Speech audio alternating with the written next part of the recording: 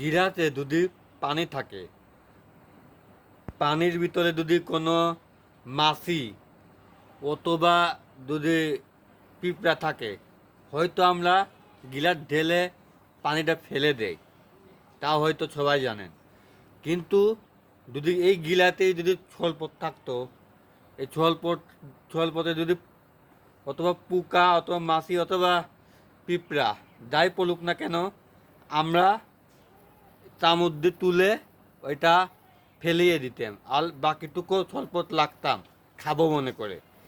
আমরা আসলেই বড় লোভী, লোভী ছাড়া আর কিছু না।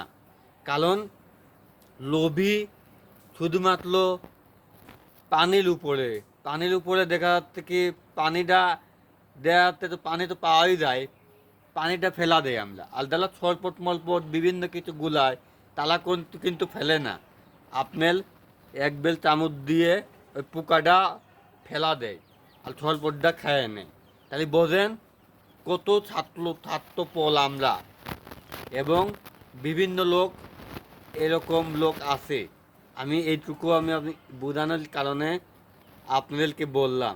এরকম কিছু লোভী মানুষকে, যারা লোভী মানুষ তারা হয়তো লোভী থাকবে। লোভী মানুষ এখনও ভালো আর চিন্তা ভাবনা করেন।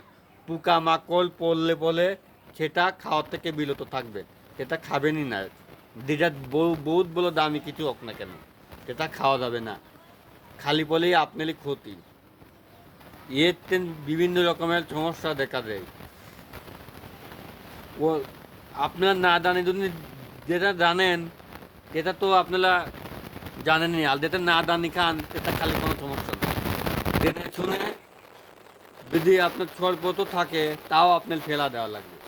আমি এইটুকু বোঝানোর দায়িত্ব কথাগুলো বললাম।